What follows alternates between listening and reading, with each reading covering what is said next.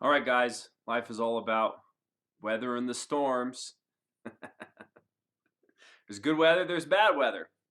Okay, so, how do we weather our storms, right? So that's what this talk is going to be about, right? So, um, now we know the five senses. The mind is a sense, six senses, and we have a sense of self, right? We have a sense of self.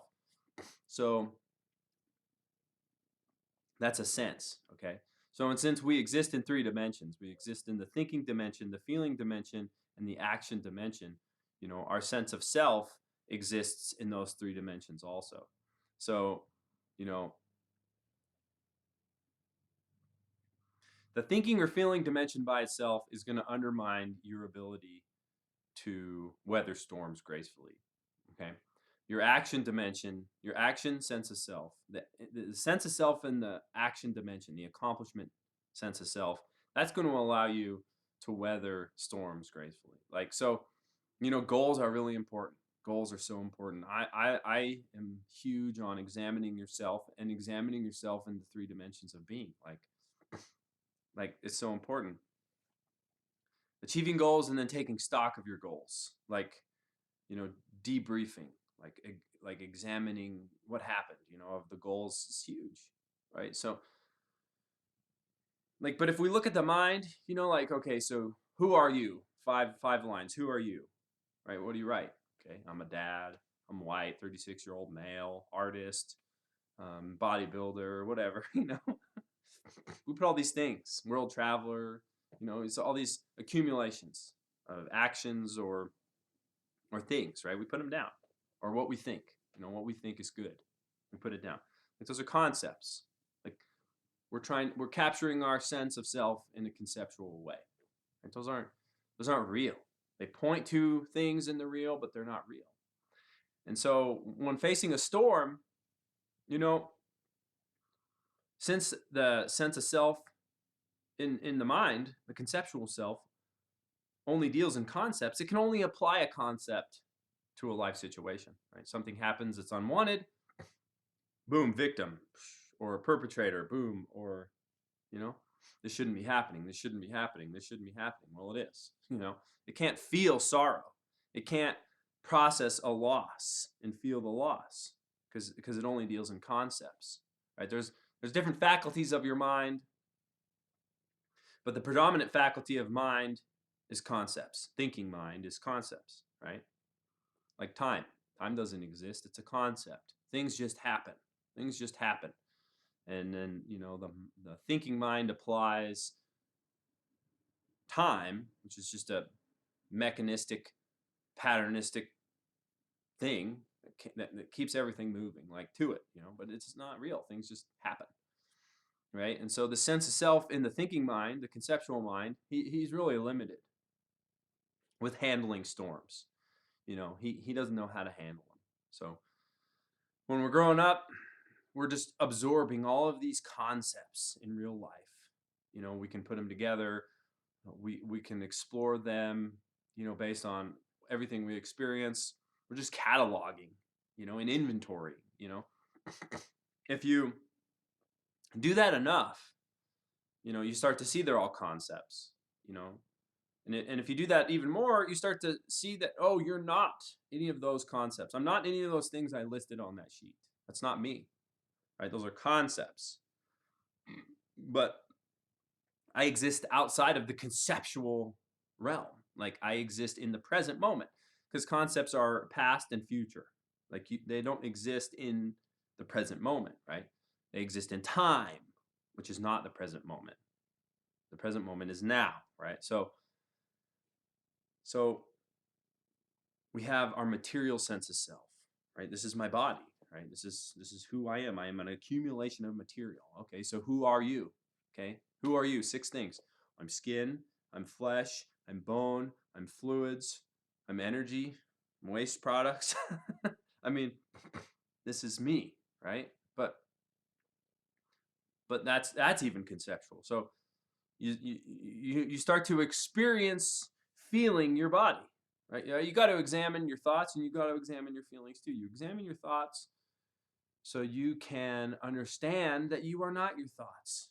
And thoughts are concepts, they're limited. So, okay, that takes you to the present moment. I'm existing in the present moment. It's good to look outside. Oh, I see the birds, I see my plants, to be present with all the sense. Okay, so look, you got your five senses, right? In the mind is a sixth sense. I think thoughts and I have feelings, so it's a sense, right? But we're focusing on our sense of self. We're not focusing on my sight, what I see in my eyes. We're not focusing on what we hear in our ears, what we smell, what we taste. Right? We're focusing on our bodies, what we feel on our bodies, our sense of material self. And you need to focus on that. That's most important. Like, that's going to allow you to be present and focus presently on the other things, the other sense stimuli. But if you're not focusing on your sense of self, you won't be able to sustain that, right? That in being in the present moment. Boom. So you feel your body. You come into the present moment and you're remaining with the sense of material self. You're growing your sense of material self in the present moment. If you're observing your body, you're going to be able to observe your thoughts. If you're observing your thoughts, you're going to be able to observe your body. They work together. If one is greater than the other, you're not going to be able to work together. Like this is direction, this is force, right? In order to be able to execute a plan, right? The two have to be working together, right? If the mind, the conceptual mind, the thinking mind is predominant over the body, you're gonna have too much direction and no force. You're not gonna get anything done. Like two wheels on a cart, one's going, it goes in a circle, and the other one's not going. If the body is predominant over the mind, you're gonna have too much force. You're gonna be doing all types of things, but there's not gonna be any direction. It's gonna be undirected action, right? So we need to observe one so we can observe the other. We need to observe both, right? So the conceptual self, his sense of self, he's not really helpful for us. Concepts are good, but the sense of conceptual self, he's not very good. That's what they call the ego.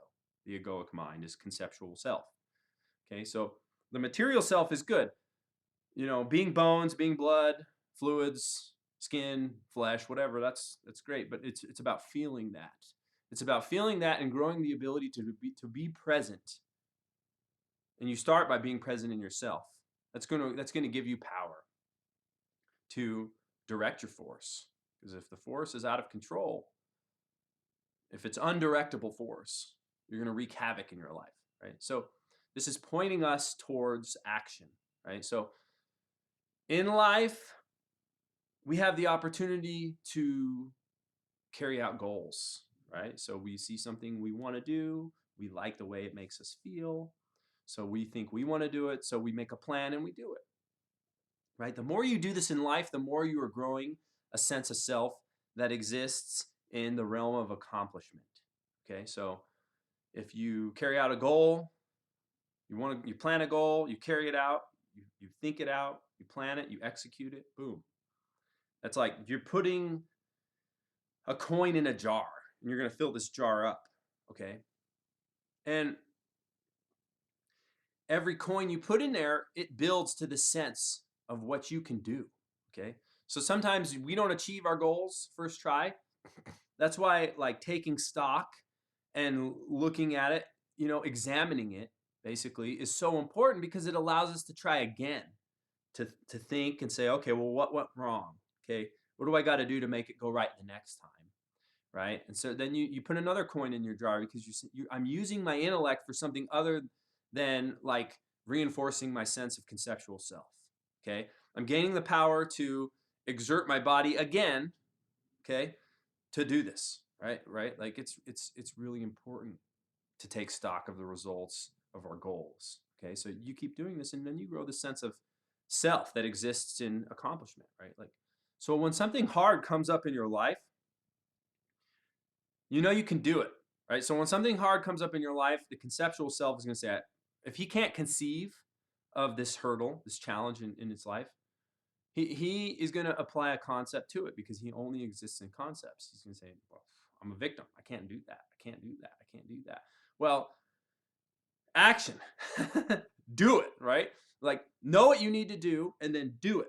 Okay. And then once you've done it, understand that I can do things. I am capable. Like, I am very capable. Like, I know that I can do this. The mind says quit. Like, but there's another faculty of mind that says keep going, body. Keep going, body. Keep going, body. That's the part that we grow when we accomplish things. That's our sense of self in the accomplishment realm, is keep going, buddy. Keep going, buddy. You can do this. You can do this. You can do this. The mind says, no, quit, quit, quit, quit. This is terrible. Life sucks. I'm miserable. This is miserable. No, he's just creating misery in the body because they're connected. The mind and the body are connected. But you have to grow your sense of self that says, no, keep going. Keep going. It doesn't take like insanity. Like, it doesn't take insane goals. Like maybe your goal is just like going to school, getting a degree, or working at this job for a year, or not doing technology for 3 days, or maybe fasting for a day or 2 days, or maybe running a 5K or a 10K, or maybe like doing this thing, right? That's it. That's all it takes. Like, you don't have to go run 100 miles to build this sense of self in you that says, I can do this. Keep going. I can do this. But that's a part of you that's gonna rise up when you're faced with storms in your life. And that's the part that's going to carry you through gracefully, because it's all about the weather. It's good weather and there's bad weather. How we weather the storms. That's all that really matters in this life. We can't change that. We can't change that it's going to be up and down. We can't change that. So we have to weather it gracefully. We have to weather it gracefully for ourselves, basically for ourselves. And we do that by building our sense of self that exists in the realm of accomplishment, in the action self. And we do that by uniting our thoughts and our actions. And we do that by self-observation, observing the thoughts to understand that this is only concepts. This is not who I am, and I am never a concept. Concepts only point at something. They point at a direction, right? And then being able to be present in the body, to feel my force, right? To feel it, to experience that I'm more than this. And then to be able to believe that I can do it and then do it. And then the result of that is I can do it. I can do this. All right, guys. Hopefully that worked. I've been working on it all morning. If you liked it, subscribe to my channel. All right. Do it, guys. Do it.